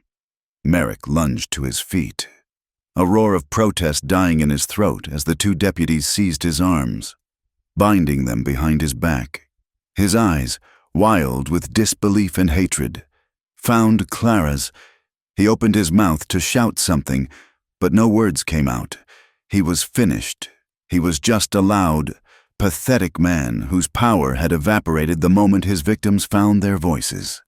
Clara stood on the top step of the church, her hand resting on Eli's arm, and watched as they led him away. She watched as the man who had bought her, used her, and tried to destroy her was reduced to a common criminal. His head bowed in defeat. The limp in her leg ached from the strain of standing, but her spirit soared. The sun broke through the clouds, and its warm light felt like a benediction. People filed out of the church, and for the first time, they met her eyes not with pity or suspicion, but with a deep and profound respect. Mary came up and squeezed her hand. Silas gave a solemn nod. The town had seen her not just as a survivor, but as a catalyst for their own courage. That night, the cabin was filled with a deep and peaceful quiet. The ghost that had haunted their lives was finally gone, locked away where he could harm no one else. Eli built a warm fire in the hearth, the flames casting a soft, golden glow on the room. He and Clara sat at the small table, the silence between them comfortable and complete. She had won. They had won. After a while, Eli stood and went to the small wooden chest where he kept his few personal belongings. He returned not with a rifle or a tool, but with a small, velvet-worn box. Clara watched him, a question in her eyes. He knelt before her, just as he had done the night she had broken down, and took her hand. He opened the box. Inside, nestled on a bed of faded silk, was a simple, delicate ring of gold, intricately carved with tiny leaves and vines. "This was my mother's," he said, his voice low and thick with emotion. "She gave it to my father to give to the woman he would one day love. He gave it to me before he passed, for the same reason." He looked up at her, and in his eyes, she saw none of the shadows of the past. There was no pity, no sense of duty, no echo of the grim contract that had first bound them. There was only a love so deep and so true it made her heart ache. "Our first wedding," he continued, his thumb gently stroking her knuckles, "was for your protection, to give you a name and a shield. It was born of necessity, but that is not what I want for us. Clara, not anymore." He took the ring from the box and held it between his fingers. "I am asking you now, not to save you from anything, but because my life is a barren wasteland without you in it. I am asking because I love you more than I knew it was possible to love anyone." He looked into her eyes, his own shining with unshed tears. "Will you be my wife, Clara? Truly, freely?" Tears streamed down her own cheeks, but they were tears of pure, unadulterated joy. She looked at this good, quiet man who had seen a person when everyone else saw a problem. He had given her a home, a name, and the space to heal, and in doing so, had healed himself. She looked at the ring, a symbol of a love passed down through generations, now being offered to her. She gave him a watery, brilliant smile, and placed her other hand over his. "Oh, Eli," she whispered, her voice full of a love that filled every corner of the small cabin. "I already am." He slipped the ring onto her finger. It fit perfectly. In the months that followed, the town of Silver Creek continued its slow transformation, and Clara was at the heart of it. The respect she had earned was not a fleeting thing. People sought her out. They asked for her opinion. They trusted her. With Eli's full support, she bought the old land office. The men of the town, led by Silas, volunteered their time to repair the roof and replace the windows. The women, led by Mary, helped her scrub the floors and paint the walls. They brought chairs and benches and donated what few books they had.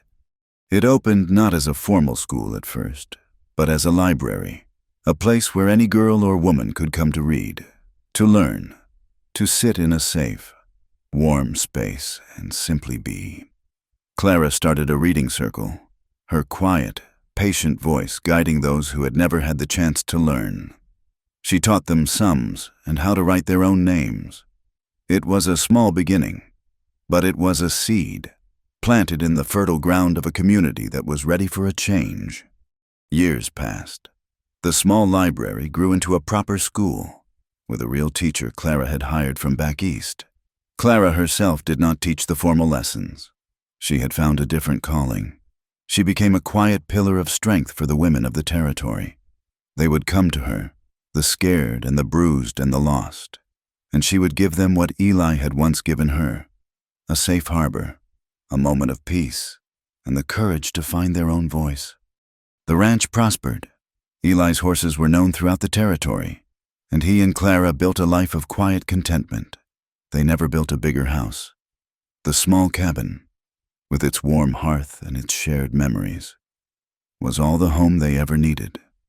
They argued sometimes, when her boldness clashed with his instinct to protect her, but their disagreements were storms that always passed, leaving the air cleaner, their love for each other deeper and more resilient. They rode together often, exploring the high meadows and the winding creek beds. He taught her the names of the wildflowers and the calls of the birds. And somewhere along the way, her full, uninhibited laugh returned, a sound as clear and joyful as the rushing water of the creek. And as he watched her, the deep, abiding sadness that had lived in his eyes for so long simply faded away, replaced by the steady, peaceful light of a man who was truly home. One late summer evening, in the twilight of their years, they walked hand in hand along the wind-swept ridge that overlooked their ranch. The valley below was bathed in the soft, purple light of dusk. The cabin was a warm, golden square of light, a beacon of the life they had built together.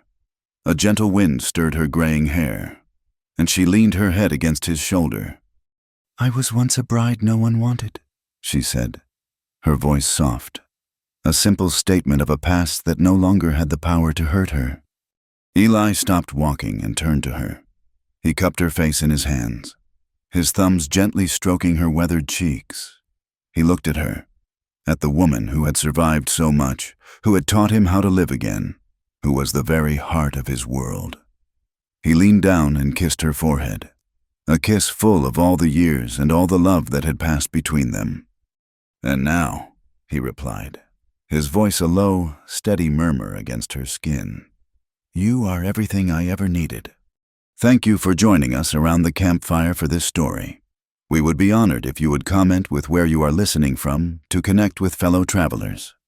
Subscribe to the Wild West Campfire channel and share your thoughts in English.